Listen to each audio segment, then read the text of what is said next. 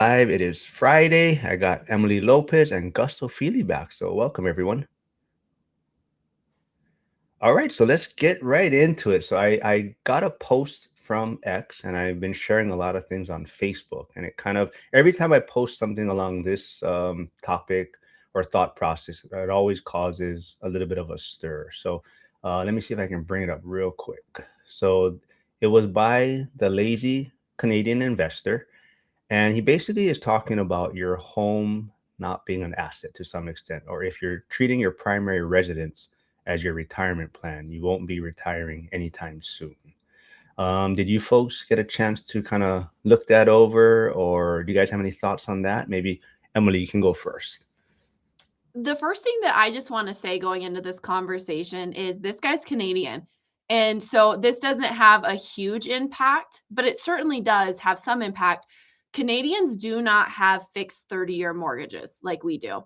And so actually a lot of countries don't. And so that's one of the big benefits we have of living and investing in the United States is you can buy and know that whatever my situation is with this interest rate, except for maybe property taxes if something crazy happens, but we have fixed rate debt for 30 years. And so I think he even mentions a price point and then he says another price point and another interest rate. He's not talking about a refi out of, hey, I wanted to pull money out. That's necessity. They have to plan that I can afford. It's like commercial, right? When people right now have bought at really low interest rates, and then we have these higher interest rates and people are getting in trouble with their commercial investments when they have to refi. It doesn't dictate the whole conversation we're going to have, but I think it's important to keep in mind for people that don't know that as we go into this conversation. Great points. And I believe Zuber also just did an interview with a person who's in Canada, a Canadian investor, and they also talk about the fixed rate debt and things like that. Gus, actually both of you, being rock star realtors also, so this could have an impact on way people look at buying homes or purchasing homes. But Gus, for you, did you get a chance to take a peek at that kind of post I shared? I when I got it, I was on my way back. I was in the car, but I didn't get to dive into the full article. I just read the top part. I mean, is your house, so is the gist of it more of is your primary house, should you look at it as a primary, as an investment property or something that you can live off down the line?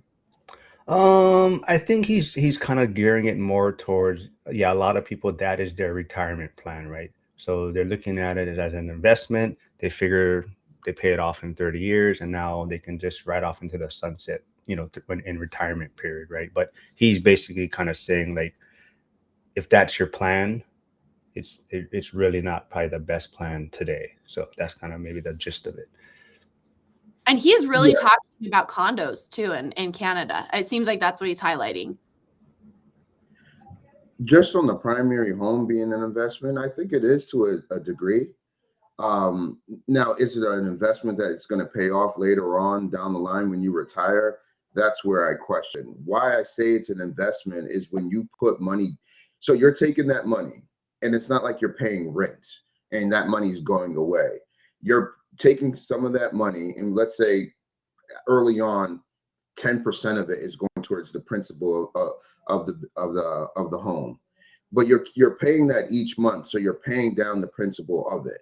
So at some point, that whole building is going to be yours as far as fully owning that particular building. The part would want to say is when you take money and you put it in the bank, aren't you saving that money, to a degree? So what you're doing for your primary home, you're kind of doing the same thing. You're paying that down. It kind of is your investment down the line. And let's say you get to you're 66 years old and you decide to sell your home and you make 300,000 off that home. Taxes may hit it, whatever may happen. You walk away with 200,000. That 200,000 is real money at the end of the day. So, if you go into a home or something along those lines, that's money that doesn't go away. But is it something in 2026 you should look to benefit you in the long term? No, I disagree with that. You got to have a lot more, especially how inflation is right now. You got to definitely have a lot more things going on than just paying down on your principal on your primary home.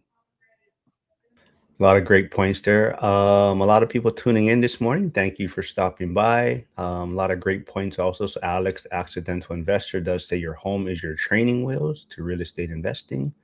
Harrison, who's tuning in from X, who will be on next week, Wednesday. Because if people don't know, Wednesdays, Joel, Lauren, and I will be bringing different school members on every week. So Harrison's going to jump on Wednesday. So let me know if you want to jump on. But he says articles like this make me wish I heard of Lumberjack's 4321 method earlier. Yeah, we can dig into that a little bit after. But yeah, I guess the biggest thing for me and kind of what I people were commenting on my Facebook post, and I think I was just saying more, people are retiring on it currently, so like maybe boomers and whatnot, and it has worked for them. But the way I see it is it definitely probably doesn't fit this next generation as far as just relying strictly, or not say relying, but using your home as your retirement plan, right? Because a lot of people are trying to be mobile, job opportunities are popping up in different locations, and it doesn't really work for, like, 30, 40 years ago, people would just kind of live in one area, work one job for, 40 years, and then they would retire. So I think having your retirement solely based on this primary residence is really going to set you up for failure to some extent. But to Gus's point too, it is a good way to teach you about money, force savings. It's like a forced savings account. But I think if you're looking at it as an investment, yeah, hopefully we can change some people's thoughts on that a little bit. Anything You you want? Yeah. you can use your home as an investment tool. You cannot use your home as your retirement plan. There's lots of ways that as an investor, you can buy your home, pay down that balance. Here's the deal too. If you bought a home, fixed it up as you lived in it, and transferred homes every 2 years or more, and that was your primary home, you didn't run a business out of it. That's like people that do live in flips. You could have, if you're married, 500,000 or less of capital gains. If you're single, 250 or less of gains, and not pay capital gains each time. So if you just went from house to house to house, that's an investment tool. If you got a house and you got good equity in it after time in the market or rehabbing it, you could borrow a line of credit against that to then invest in something else. But here's the problem. If you're thinking of it as your retirement account, when the time comes, you either have to sell it or you have to do a reverse mortgage or something dangerous like that, or you're borrowing against it, which at retirement doesn't make sense. Now, as a young person, it makes sense to invest and pay it back, but just as a plan, no way. And I have had clients come to me who have these big houses that they probably bought pretty low. They're paid off. They have a ton of equity in them. And they go, hey, I want to sell this and downsize to maybe a 2-bedroom. They have a 5-bedroom, laundry on the main level. Depending on your market, my market does not have a lot of smaller homes for affordable prices. And so basically they would be getting rid of their house and transferring laterally because costs have gone up so much that they're not keeping that money because they have to buy something else. So unless you're going to then move to a lower cost of living area and shift that money intentionally, there's a lot of pieces that don't make sense when you go to retire. Absolutely, your home can be an investing tool. And of course, we talked about house hacking. I saw a lot of comments on that where you rent out a basement apartment or even rooms or whatever. But just to think, I'm going to retire and this is my plan, only if you sell it. Gus, you want to add anything to that? One thing that pops up in my head that a lot of being an agent when I'm working with older clients, they tend to sell their property. And I don't know if this is a trend where you guys are, have you heard this, but then they buy a mobile home down in Florida, and Oh, like a small mobile home for like, 80, 90,000. And I saw pictures of them sometimes. They look phenomenal. They look way better than they look up here. So I see that as a plan, but now how things are going and there's a lot of unknown, I don't think that's a safe plan. I think it's good to go ahead and have your primary home, pay it down, and see what happens when that time comes around. But to rely on that, I think you're going to be in a tough spot. You're going to be one of these people on the internet talking about life ain't fair because you didn't have a solid plan at the end of the day.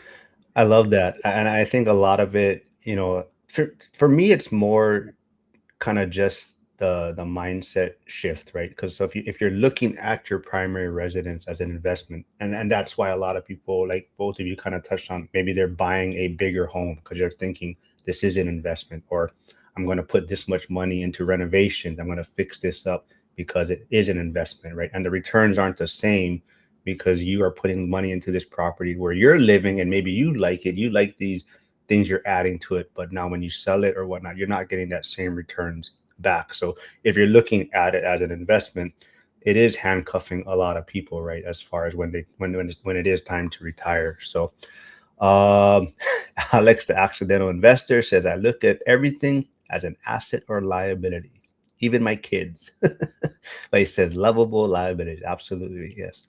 I think you did touch on what is that? And your partners, so all the people that are single and dating, or young and dating, or your partner can be a liability too. Think of it that way. Are they going to level you up, or are they going to cause you problems and cost you money? Very true. I also want to remind everyone I did put Emily and Gus's YouTube channels. Gus kind of finally got his off the ground running, getting some Yeah. consistent videos out there. And I just want everyone to know that is not a different Emily Lopez on the thumbnails. It may look a little bit different, but that is still the Emily Lopez from our community on his The videos. AI is doing me dirty, Gus. Well, it just doesn't look like me. I'm sorry. No, but uh, Flavio was asking, I did house hack 4 times. Emily, I'm thinking to do a reverse mortgage in the future. Why not a good idea? As a real estate broker, I have never had someone come to me in a scenario, or a family member after someone has passed, where there's a reverse mortgage and they are not in trouble. I had one lady who, her dad did a reverse mortgage because apparently he really trusted and loved Tom Selleck, and Tom Selleck advertised one on TV. And she's like, he didn't even need to do this. He had passed. And so then it was, by the time she got a realtor involved, they had to sell it very quickly because there's strict timelines on that once the owner passes. And she's like, this has put her as the child who was dealing with it once the parent had passed, in so much trouble. So I would say, I know people get desperate and that's what they have to do, but if you're planning, don't leave that for your kids or your heirs. Now, I don't have kids. So like if I did a reverse mortgage, whoever's getting my stuff is getting stuff for free. So I don't really care, right? But I would never want to leave a family member in that situation. I don't know the full ins and outs of them, but I've never had someone come to me that it wasn't dire straits and a stressful emergency hurry of a situation. Gus, any experiences with reverse mortgages or anything? No, I heard you got, well, I heard someone in the community talk about it before. Maybe it was a Zoom. I've never heard of that before. So, can someone, give me a breakdown of exactly what it is? Like a brief. I don't know the full ins and outs of them, We'll move but on. basically a lot of elder people do these. And if they have their house paid off, they'll give you money, and then basically, or either an amount or a monthly amount or whatever, some company. But then when you die, the house is basically theirs unless you can pay it back very quickly. So I've had it where there's still a decent amount of equity in the property with how they structured it, and the kids would get that equity, or their heirs or whoever they would be, but they have to sell this property very quickly. Otherwise, the reverse mortgage company takes it over. So you're dealing with a family member who just passed, trying to get their home ready, which a lot of times older people's homes go into kind of disarray. So they're usually not homes that are financeable or will sell quickly, but still there's this good chunk of equity that their heirs could have. But a lot of times they lose them to the reverse mortgage companies because they're really predatory in their terms and how quickly you have to action once the person passes. So I don't know the ins and outs, because anytime somebody mentions them to me, I tell them to talk to an attorney and have them review everything. But usually it's older people who need that disposable income. Like this, they have the equity in their home's paid off or close to paid off, but they don't have cash flow. So they borrow against their house, but then it's going to be somebody else's. And so families have to act really quick after their loved one dies to be able to redeem it or sell it and get the equity. Yeah, I haven't looked into it too much recently. I know when you're talking about maybe the Tom Selleck area, it was a little more predatory, and that's kind of why a lot of the bad rap came from then. it has, I think, a lot more regulations on it now, but typically, yeah, it's kind of used in those situations, maybe in more of a emergency or dire strait kind of situation. But yeah, definitely the Tom Selleck area put a bad connotation with it. Um, but yeah, so let's see. So a lot of people, a lot of us probably are, we have read Robert Kiyosaki's book, right? Rich Dad, Poor Dad. And a lot of that book talks about, an investment, usually produces income, right? So a house produces expenses. So I think that's where a lot of this also comes into play. So do you guys also maybe believe that thought process of, because it's a primary residence and let's say you're not house hacking or renting out a certain room and it's not generating income, so that's why would you still consider it an asset though or an investment? I'm torn, because it's not a property that's generating me money. It's something that's taken away from the money that I'm making. But then that's one part. So I could say, yeah, it's a liability. But then I'm like, if I would have purchased my house in 2018 and then everything boomed, then I could take a HELOC from it, and then I could use that money to buy other stuff. How is it not an investment? How is this me maintaining this house not an investment? So I'm torn on both sides. I get the part where it's not generating money, but then I get the part you owning the house for a long period of time, being able to dabble into that equity and then create money from it. So me myself, I don't think there's a clear cut answer with it. I think if you want to be this, you could be this. If you want to be that, you could be that. I guess I'm in that gray part where I'm right in the middle.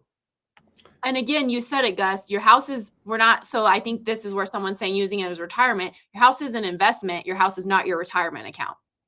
And so you can use it as a tool, like anything with money. If you're intentional and you look at the tools available to you and you're educated, then you can use it.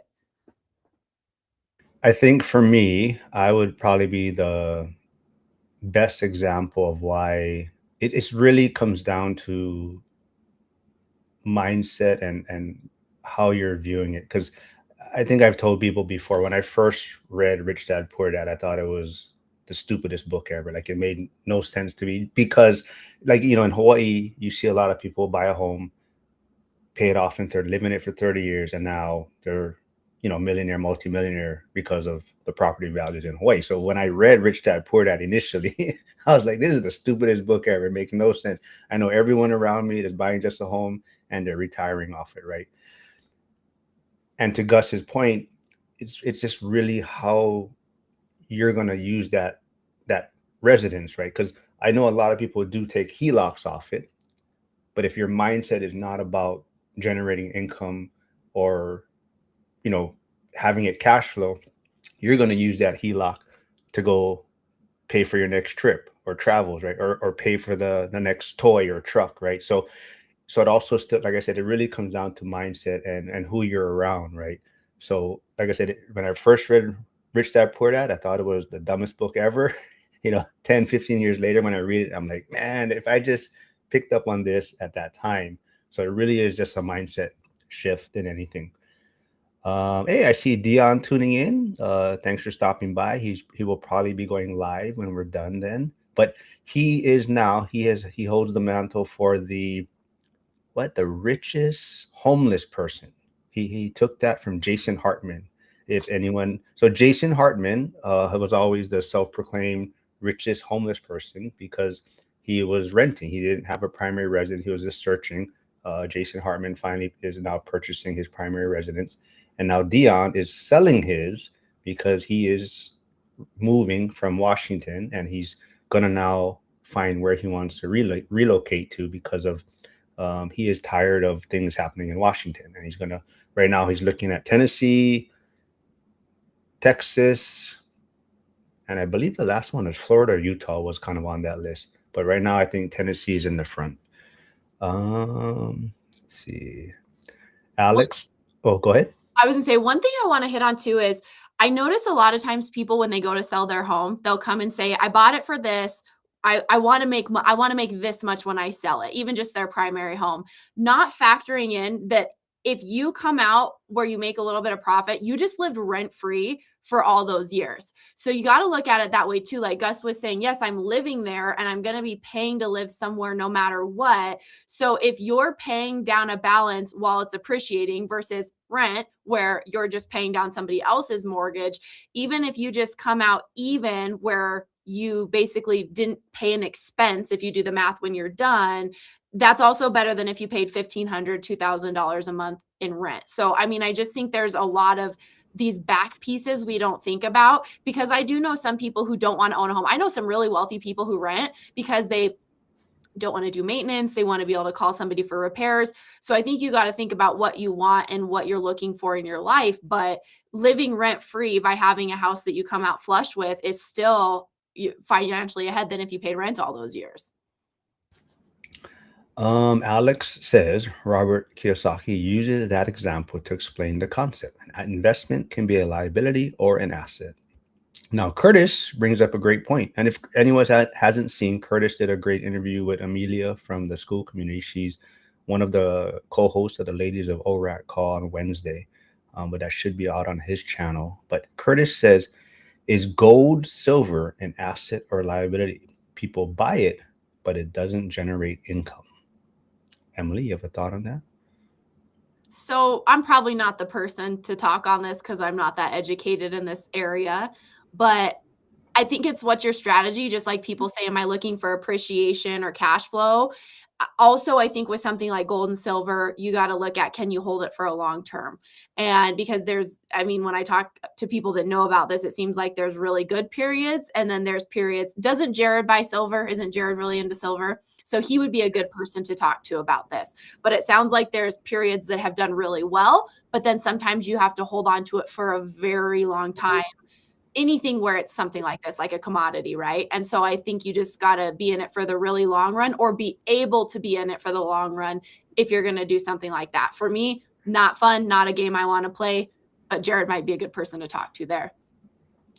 Gus, do you have any thoughts on it? Since it doesn't produce or generate any income, would you Yeah. consider? First, I want to say I did catch that interview with Curtis that he had with that lady. That was a good interview. I'm starting to navigate. So now that we have that list now, I can click on people's pages and see, what their conversations are. So that was a good interview. The gold part is my brother was just talking about this morning, and we had a discussion. I was like, real estate crushes gold, and he's like, why are all you real estate people the same? We can bring up anything, and then it's always real estate's better than Bitcoin. Real estate's better than gold. I'm like, bro, like this is just for me. I'm only speaking for myself. I don't got time to be wasting on gold or any of this other stuff. I got buildings that people are moving and getting out of. I'm making cash flow appreciation. That right there, cool. You know who I think that's good for? I think that's good for people who are already wealthy and then they're purchasing it to hold their wealth. I'm trying to get wealthy. So therefore, I have no time to purchase that shit. So it sounds cool and all, but for me, it's not for me. For all the people that are doing it, it's definitely an investment for them. Yeah, I think I agree to all of that. Yeah, definitely. It's a great storage, right? To some place you may want to park your money. But as far because it's not generating income or cash flow, it's definitely when you're in a certain part of this journey, right? It does, like you're saying, it's not that beneficial or helpful to you. Alex says it depends on the market. Right now, mine is an asset. Um, Hey, Marlon RE, thanks for that. He says, good morning. This show is an asset. If you use the info, it will produce that cash. Thank you very much, Marlon. See, Curtis says, appreciate the kind words, Gus. Yeah, Amelia carried the show. Yeah, I didn't want to say that, but yes, Amelia did it. No, Curtis, you did a great job, man. Like I said, man, Curtis, check out. I did put Curtis's channel in the chat, and what Gus was talking about. If those of you are in school, and don't know, there is a QR code now that you can scan, and it basically puts everyone's kind of social media handles there, so it's all in one place, and you can go follow everyone and show your support. Hey, Hyder's tuning in. So Hyder will be joining in 2 weeks. So like I mentioned earlier, every Wednesday we're going to try to bring on different school members. So Jeff was on Wednesday. Jeff Dombach was on this past Wednesday. Next week will be Harrison, and then 2 weeks from now is All Nighter Hider. So that should be a fun one also.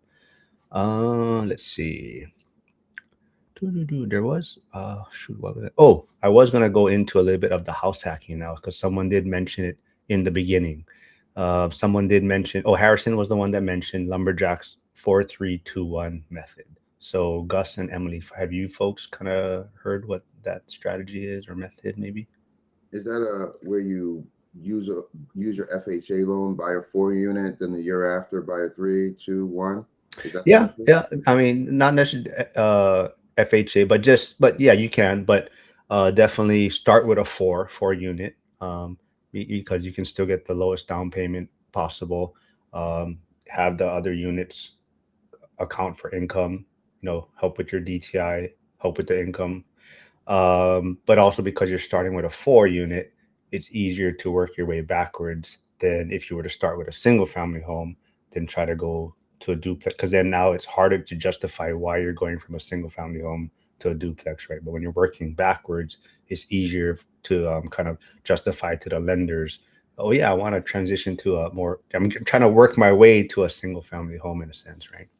I think that I talked about, I put a real out similar to the topic. Um, so not only are you buying an asset where you're buying the maximum amount with the least amount to put down at the 3.5, also you're getting good practice with having three other tenants. And especially if you're deciding to be the landlord, you're not putting it with the property manager, controlling three tenants and then going down to two tenants and then going down to one, you're making your job easier. Let me not say easy because it's never easy to be a landlord. You're making it easier. Now you're down to the duplex. You're just sharing it with someone else. Then you're in your own. Finally, you're on your own house as a single family. Now you have what you'll have what three other buildings that are producing cash flow. So for me, if you're younger or in that position where you don't have family that you gotta think about when you're moving into one of these buildings, I think that's a phenomenal idea. I wish I was not a knucklehead when I was in my early 20s and doing all the dumb stuff that I was doing. That's one thing I wish. I wouldn't have my kids right now, so maybe I don't wish, but sometimes I think about it like if I would have did this right now, I'd be at so much a great position. So when I see the kids going to Zuber's event, I was like, man, I hope they're not taking this for granted. The kids that are 20, I call them kids. I'm up there now, but the kids that are 20 watching this, don't watch this as entertainment. This is real. This is real stuff. Like anytime I'm meeting these 20-year-olds and they got 10 units or they're house hacking, I'm like, do you know 20 years you'll be my age? And then you'll have this longevity of paying that house down, all the equity built. I started 5 years ago. I'm crunching stuff up in a tight gap. You have all this time ahead of you. So that right there, if I was smart back in the day, I would have definitely have taken advantage of that 100%. Just that time in the market from a really early age. Yeah, I totally agree. I mean, yeah, from 20 to late 30s, knucklehead is definitely what I would define my lifestyle. Definitely. um, and to that point, Gus, that you brought up, I think Dion and or Zuber, the three amigos, they've always touched on too. If you don't you don't really realize it too. When you graduate high school, yeah, maybe you're trying to figure things out. You don't really, nothing is certain yet. But if you really think about it, when you graduate high school, you are probably much closer to financial freedom than you could think possible, right? You shouldn't have any bad debt at that time. I mean, I know people, do have kids young, but I mean, chances, percentage wise, you probably don't have any kids yet. You're not, so it's you are that close if you take certain steps, right when you graduate high school, right? And so, and then you could be like Zuber said, by the time you're 30, you could probably be financially free already to the most part. Victor, yeah, this is the thing we all the caveat all the time, right? Is house hacking is definitely one way to definitely make your home an asset, right? So Victor says if you house hack, is that an asset or a liability, right? So I don't know. Have either of you house hacked before though? Oh yeah. I have. And was it as bad as, or I mean, what advice would you know? Because I think a lot of people, that's the one thing, right? Like they always think about how, oh, I don't want to have roommates, or I don't want to share walls, and I oh didn't no, want my family, I didn't have roommates, to clarify. okay, So, so I look at 2 things I just wanna touch on. First is if you can't house hack, because sometimes, especially now with prices getting higher, we used to talk about do the 3.5% down or the VA loan if you qualify and house hack. With interest rates and prices being higher, you can't always start depending on where you're at. And you might have to live in a certain area for your job. Maybe you can't afford a fourplex or a triplex or whatever. The other option is when you buy your first home under buying, keeping in mind, I want to keep this as a rental and be able to qualify in the future for another mortgage within my debt to income ratios. Because if I start with a single family home, which is what we did because it was what was available to us, we bought, everyone graduating from college with me at the time was buying like $250,000 nice kind of long-term houses. We bought a $130,000 townhouse because I knew I wanted to be able to keep that and then buy my next property without having to sell that to fall within the debt to income ratios I needed to, and also make enough that I could save a down payment to go beyond that. So sometimes you can underbuy something and hopefully not have to sell it. It will be a good rental and you move on. But then after that, we bought another one of those. And then because if you live in it, you have no rent to count as income. It's only going to be debt on your debt to income ratios. But then we bought a triplex. It was one of the best things that we did because we lived in one unit and we rented the other 2 units. And it almost, because there's a main house and then a back house with an upstairs downstairs apartment, and we lived in the main house. If it was me single, I would have lived in the shittiest basement apartment and then got more income. But at the time we lived in the main house, we rented the back two, it almost covered our full mortgage. Maybe we paid, a couple $100. And then when we moved out, then we had all the income, and as we lived that, we renovated, we fixed them all up, and that's to this day one of our best cash flowing properties. And because it made our debt to income ratios look really good because we had the income on the back 2 units, it was easy then to qualify and move on to the next property. Gus, have you house hacked? No, I wasn't. I was a knucklehead, like I said. I was renting. And then when I met my wife, she owned her own place. And when I decided to take a leap of faith and join into real estate, I moved in with her. And then I got to understand more of the ownership side of it. So I've been renting, renting, renting. Only thing I know of ownership ahead of time was my dad owning a house. So when I lived with her, and like, oh, you got to pay the oil, you got this bill, you got that bill. I was like, okay. So I wanted to have that same house hacking feel, I guess. So what I went on to do is I got my first 5 investment properties first. So I was making a certain amount. Then we purchased the home together. And then with the 5 properties I brought, took care of the mortgage note that I had. So I guess it's house hacking to a little with a little twist. Just using the assets that I had to take care of the mortgage for our home. Nice. I like that because yeah, maybe some people see or hear the term house hack and they're strictly thinking, sometimes, sharing rooms is what, comes into play, or sharing walls.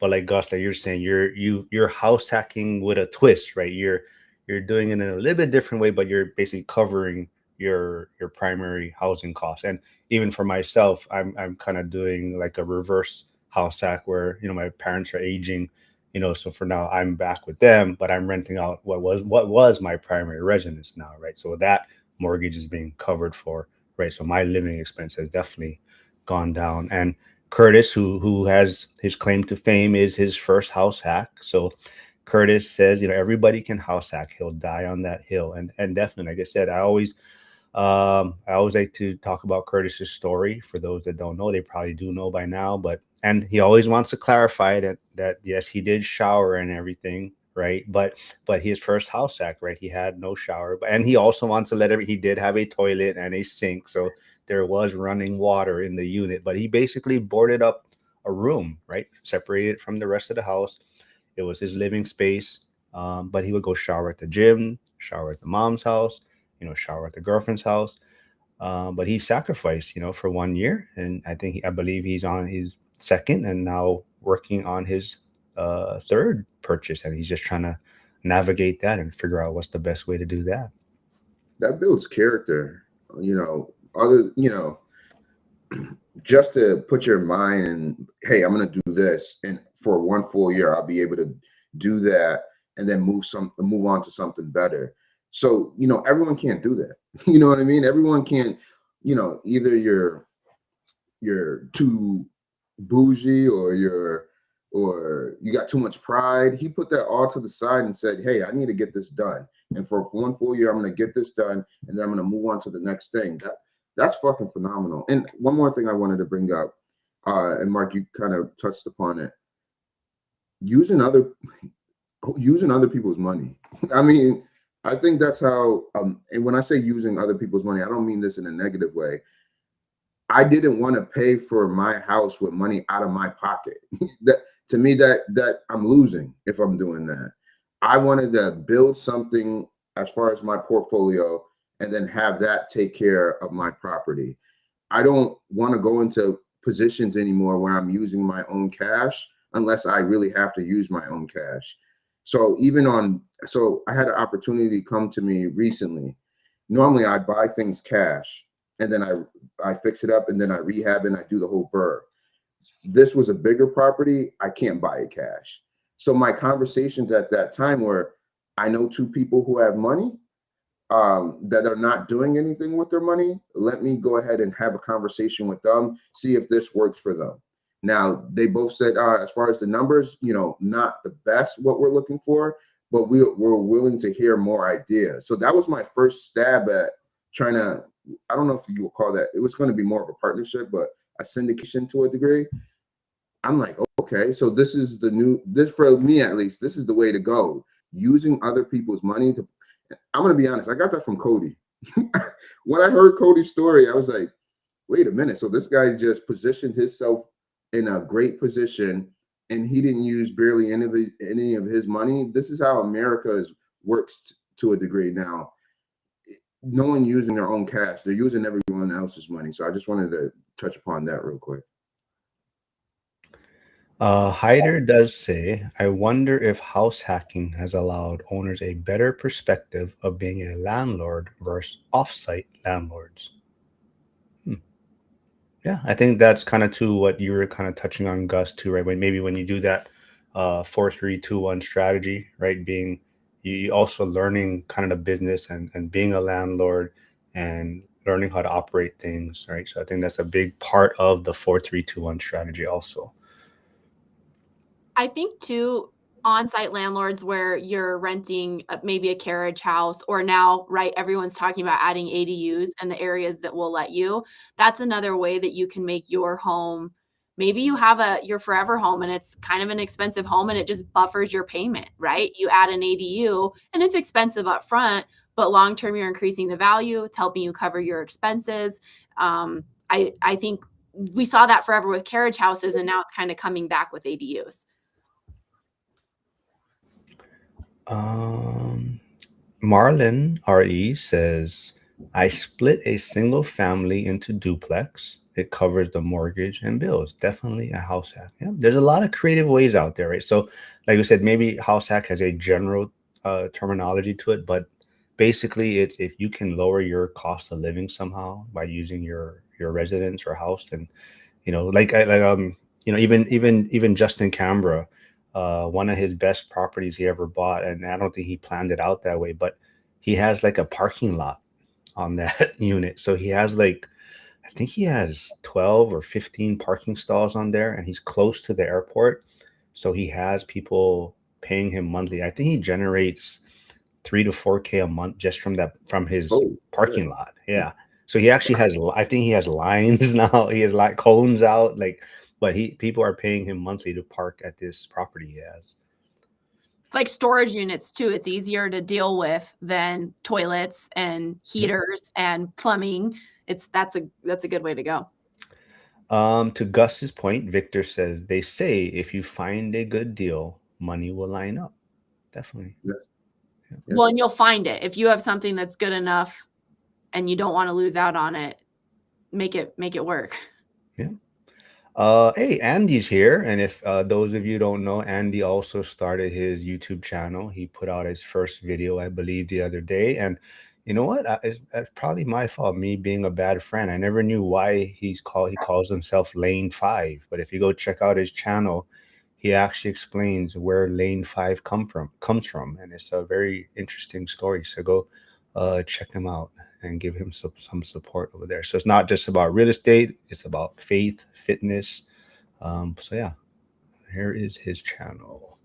Um, Hyder says, my legal mentor has not looked deep into it, but says he did not see an immediate workaround to attorneys reporting cash buyers a new proposal by FinCEN. I think. Oh, yep, definitely. So, for those of you that may not be following on that, FinCEN is in the news again. I believe it actually started March 1st, though.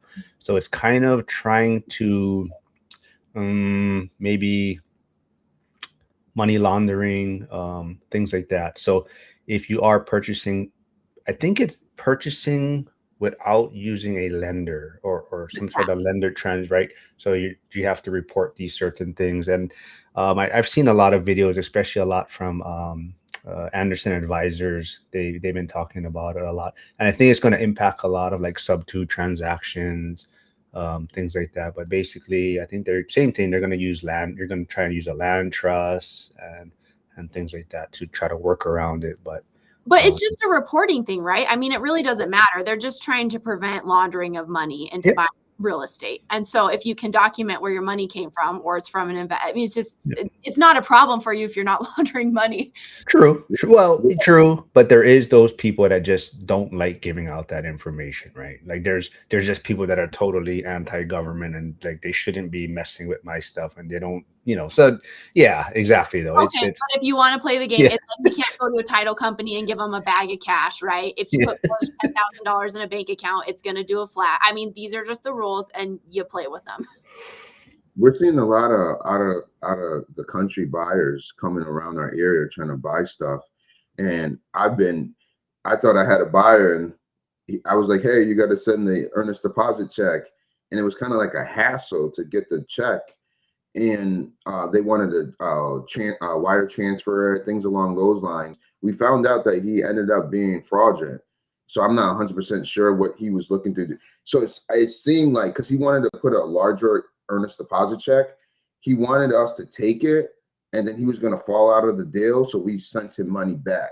That's what it seemed like. I don't know if that was what his target was, but we've been having a lot of meetings around our community about a lot of these out of the country buyers who are looking to pay cash, and they're just looking for ways to get money from us. So That's why, for Gus, I don't know if your title companies do this, but even if it's like $500 earnest money here, if a deal falls apart, it takes 2 or 3 weeks for the title company to issue that earnest money back, even if it falls apart early on, because they have to make sure it clears all the way through their bank account and they know it's solid before they'll return it. People try to do that all the time. mm-hmm. Yeah, it's a lot of weird, and some other stuff is going on too. So we're having, and I'm only saying what's going on. So we're having a lot of what the news is saying. Um, Chinese gangs come up here, and this is what the news is saying. This is not me saying this. And what they're doing is they're buying houses for cash, and then they're doing medical marijuana grows in those houses. So there's been like over 30 busts throughout the state of Maine, and they're all over the place. So I had to talk to the police early on because these guys came up from New York. They wanted to buy a house. I'm a young agent. I'm only thinking, okay, these are just people looking to buy a house. And I said, hey, so what are you guys looking for? Because the biggest concern that they had was their garage. They wanted to make sure it was a certain amount of amp that goes along with it. I was like, she was like, do you know electricians? I was like, I could find some. What do you guys plan on doing? He says for Chinese restaurants, we fix the equipment, and we'll be fixing the equipment there.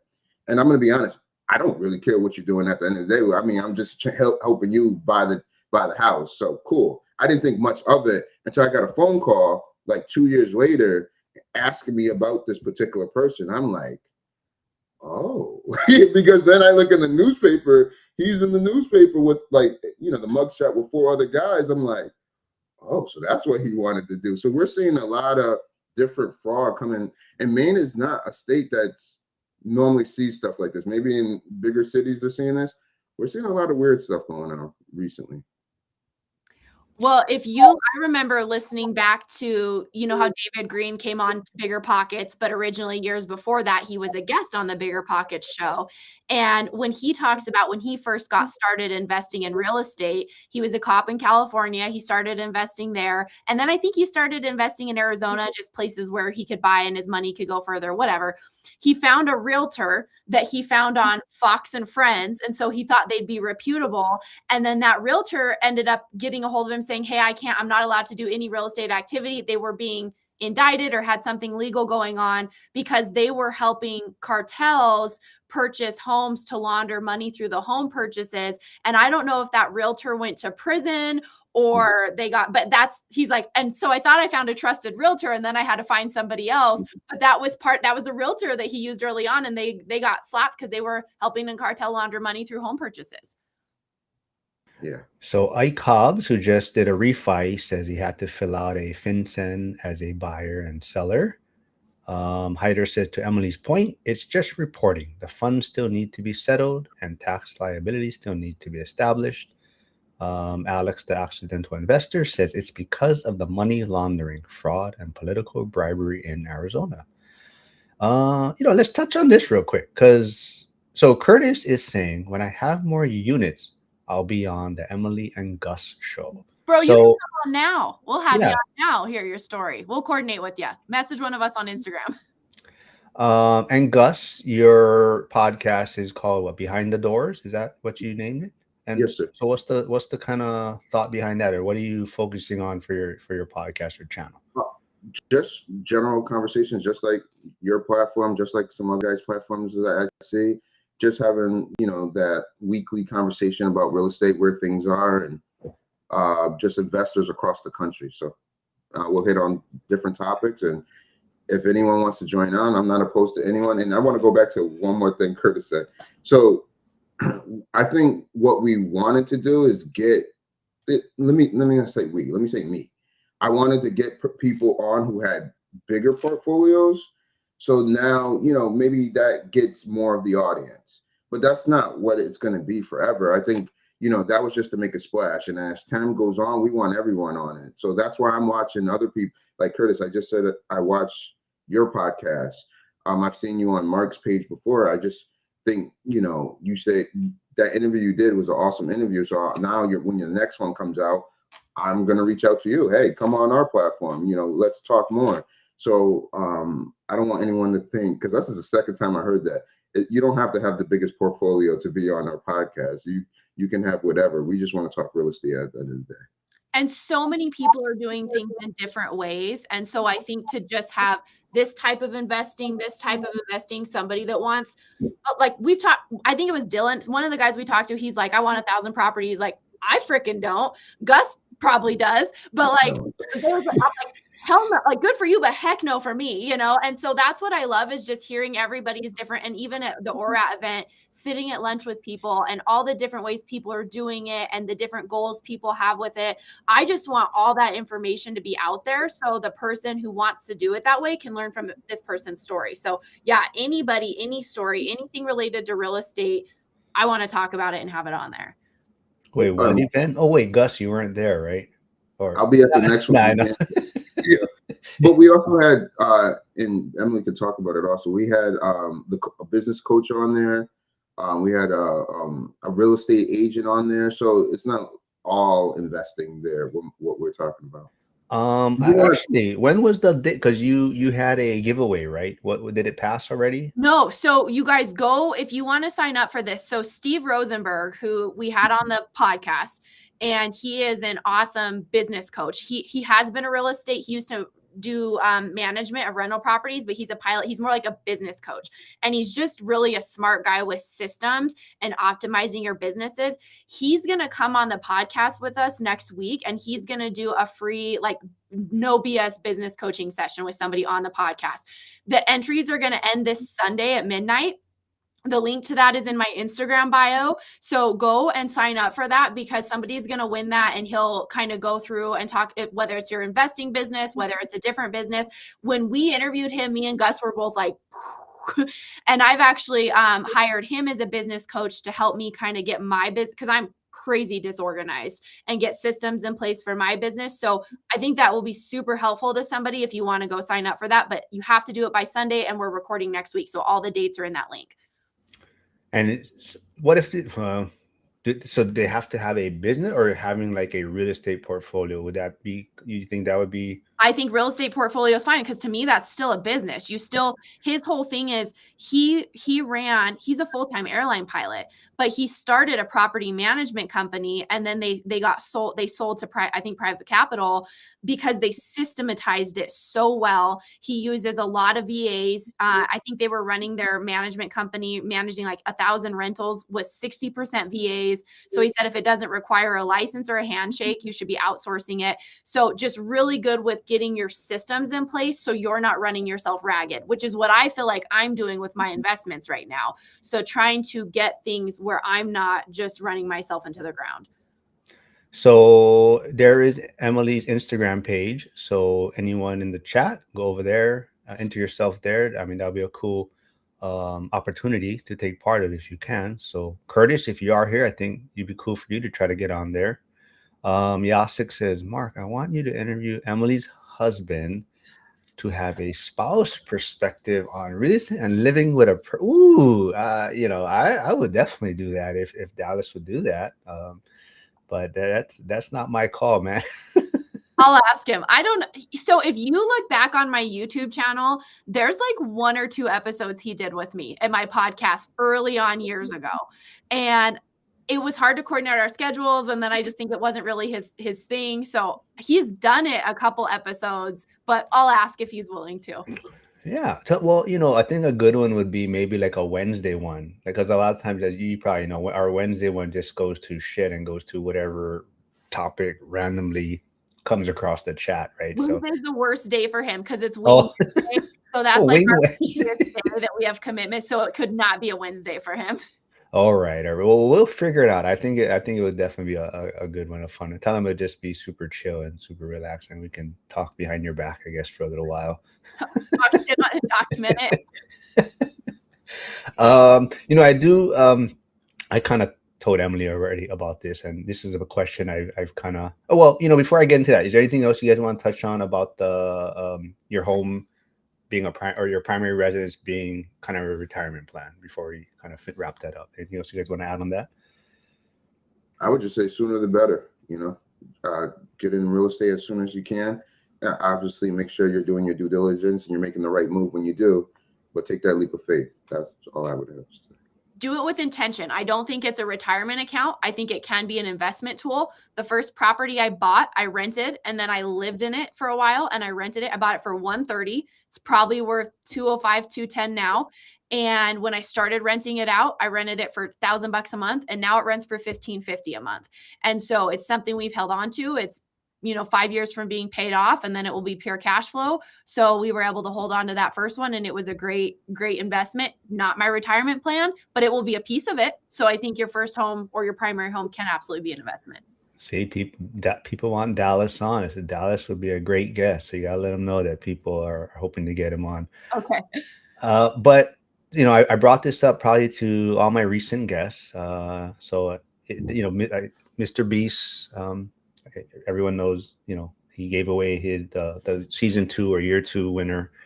So the question is, so I'll let Emily answer first, so because she kind of knows where we're going. So Gus, you can think about it real quick. But so would you take $5 million up front or $50,000 a month for life? So Emily, what's your thoughts on that? So we talked about this before. I would do $50,000 a month. There's nothing that I can't do in my, I'm chill. I don't want anything fancy. There's nothing that $50,000 a month couldn't do for me or let me do and invest into and continue to do. So for me, $50,000 a month for sure. And then if you do the math, you don't have to live that long, at least as long as we all anticipate to, for that to balance out and pay off. Because $50,000 a month, that's $600,000 a year. And so that's less than 10 years to get there. So I would do $50,000 a month for sure.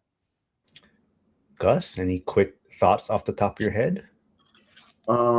Yeah. So if this was me, so this is how I see it. If this was me a couple years ago, I'm taking the 5 million. And the reason why I'm taking the 5 million is because I got a bunch of drive to take that 5 million and turn it into 25 million. Now, I'm getting older. I'm hearing different people's opinions. That 50,000, just collecting it, is not a bad thing. Put that on top of my cash flow, I think I'm living good. So I think that's more of the, when you start getting all these grays in your hair, that's more of the easier approach. But if I'm in my 20s and 30s, I'm definitely taking that 5 million out without a question. I love where, everyone's, like we said, where their first thought goes, right? I mean, if you have time to think about it, yeah, you can factor in other things, but it's just that person's initial thought on the question, and where they first go to. Um, but on that kind of point though, have you guys also seen Coach Carson's recent video by any chance? I forget. He always has this regular guest on from his community. I think it's like F.I.R.E or something. He very smart guy, but I like what he said in there, and it's kind of to what Gus, what you were saying too just now about the 50K a month. But almost, people like striving for financial freedom, but a lot of people get afraid of financial freedom.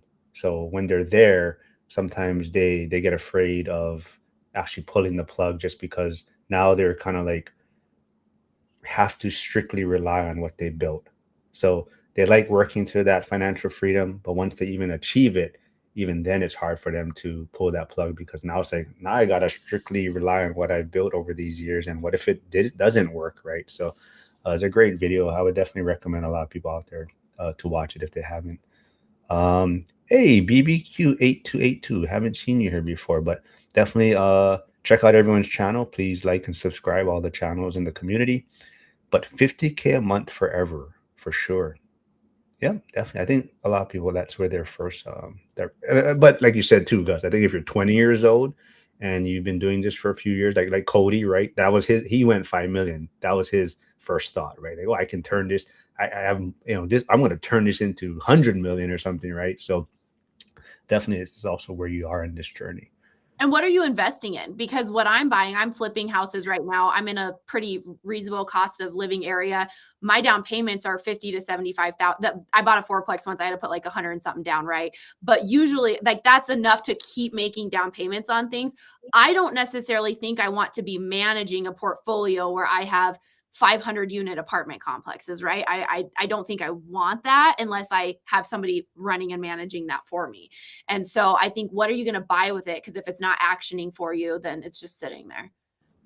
And so, like Hyder, like I said, it's interesting to see where everyone's first thought goes, right? So he's looking at it from a, how can I know that almost like 50K is a promise every month, right? So he's like 5 million is one time. I get it, and now I don't have to worry about getting paid, right?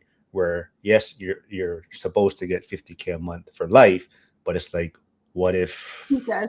Yeah, right. So that's where Hyder's first thought goes, right? And then Alex, the accidental investor, says, "Yeah, I think this is a great point too. I would, uh, I would need the 50K a month. I'd probably mismanage the 5 million, right? Know So, yourself, buddy. Yep. yeah. What can you? Yep. Yasik says, I take full health over any money any day. Yeah. Yep. Um, oh yeah. So Arion Shihaj. I could be saying it wrong. Hopefully, I didn't mispronounce. But that's the coaching, Coach Carson's channel. Yeah, definitely. I love when he's on. Very different perspective. So on that point too, he was talking about retirement. So we're talking about right now, your primary residence. People are using that as a retirement plan, but he looked at it as, even like people when they plan their retirement. Maybe they put their money in retirement accounts, and even Social Security, so you have maybe after 60 planned out, right? Your retirement funds plan, but why don't more people focus on maybe that 40 to 50, that 50 to 60? Plan out that, so that you don't necessarily have to wait to 60, but it's kind of a moving scale, right? So maybe you plan from 50 to 60 a certain amount of money, so that you can comfortably live, or live, cut your, you have a lower expense, but you have a certain amount of money. And now when 60 hits, you have even more income coming in, because you plan from 60 on, right? So, but most people just almost break it down from 60 on and planning, and they don't ever focus on little 10-year phases maybe. So I thought that was a great point he brought up also. And how many people have you had tell you, I saved all this money and now I can't do all the things I wanted to do because I don't have the mobility, or, I want to go on this vacation and I can't do the same things. So you also have to enjoy your life and enjoy your family. Maybe 40s, 50s, you can do those things depending on your health. Once you're 60, 70, you can't go hike that mountain. You can't go surf or, whatever. So think about that too. To that point, I mentioned earlier this week. So my son, finally learned how to ride a bike. He never wanted to at all, and they finally in school they had these teaching or classes. So he loves riding his bike now. So I have to go get a bike too, and every little muscle in my legs and butt and it hurts. So it's like I haven't rode a bike in like probably 20, 25 years, and now it's like I'm trying riding a bike and it's like, man, everything hurts. James Hillis says I'm almost 60. I would take the millions, 5 million today. Yeah. Um yep. Alex, the accident investor, says my why is to maximize my 50s. There you go. BBQ8 says you will see my interview with Zuber in his channel hopefully in a few days under guest name Billy. Okay, very cool. I'll be on the lookout for that. Billy B. Quest. No, I'm just kidding. Well, it's always fun to have you folks on. We're not live streaming, right, Gus? It's a recording, right? Sunday. Yes. Okay, Yes. so I will be with Gus, so stay on the lookout I'll be recording with Gus and some other individual. I believe Dylan from the community will be on and a few others. So Correct. check that out. Do you have anything else coming out? Another record like what you want to be already done coming? I mean, Yeah. without a fake AI image of Emily on it, kind of thing. Well, I like those cover, but yeah, I get it. I'll try to give it better prompts. Be like, get it right. But yeah, I got 4 episodes in the tuck right now. I'm gonna release them each on Friday, and like I said, I got. So I will say this last thing: you guys have let me know that Gus, you're in a good spot. Take time and look at what you can do. And Marc is like, hey, do something on YouTube. Do something on YouTube. This was my entry into YouTube. So I got plenty of time to do it, So I'm gonna deep dive into it, see how I like it, and with your guys' help and all the other people I know in real estate, make some content out of it. So I appreciate you bringing it up. Don't maybe in the prompt you just put Emily RBF face, and it'll come out. It'll come out as her natural image. Emily, you said you recorded with Zuber recently again, right? And so, what's next for your channel? When's the next? And I know you did something with Lauren also. That was a lot of fun. Lauren finally also got her channel up and running too. What's the next thing for your channel? Me and Gus have one coming. I have had like chaos on my rental property still since last week. I was filming with Gus and I literally was getting videos from a tenant of a sewer line backing up. And then I had another basement flood through a window well. And then I had a furnace go out. This week has been crazy. So me and Gus will either have one coming out today or tomorrow with Gabriel Hamill, who's a real estate investor who's pretty well known. And so hopefully I just got to get a thumbnail made for that one. And then me and Gus are doing another recording today. And I'm sure Gus will post a screenshot coming soon for next week on that one. All right, so everyone be on the lookout for that. And if you haven't and you didn't hear, there is Emily's Instagram page. She's still offering the business call or jumping on their video with Steve Rosenberg. So go enter yourself for that. And let's see. Let me drop. Emily, are you pretty tall? Me, I'm 5'10". Oh, okay. Someone just said Emily is bigger than you, Marc. Better watch how you step towards. Yeah, well, yeah, I get that all the time. I tell everyone I am Patrick Swayze from Roadhouse. When everyone goes, I thought you'd be bigger. Yeah. When I meet you in Vegas, because you'll see why. I tell everyone the belt that I got from Zuber is from winning the midget wrestling on Fremont Street. So. Gotcha. Let's see. Charles McCune says 5 million sounds great, but I don't have a tax plan to maximize that much at once right now. I will be able to build a tax plan for 50K in short order. Yeah. Like I said, it's interesting to see where everyone's for like Charles looks at the tax side, right? So everyone goes to a certain place when they hear that option. So Bill, thanks for stopping by. Lane, when's your next video coming out, man? So you got to put one out there. But everyone, thanks for tuning in. It's always fun having Emily and Gus on. Gus, I'll see you on Sunday. Everyone, go to Emily's Instagram page. Go enter to be a part of that opportunity. And I will see everyone tomorrow with Bitcoin Nick. I forget what time. We have to go earlier, but I'll see everyone tomorrow if not. But thanks for And if you stopping guys by. want to Go come ahead. talk on me and Gus's podcast about your real estate investing journey, we don't care if you're on your first one or your second one, or like, we just want to talk about the different strategies people are using. So message me, message Gus, we'll get it coordinated. Exactly. Doesn't matter if you're just starting, how big your portfolio or how small it is. Just they want to talk story.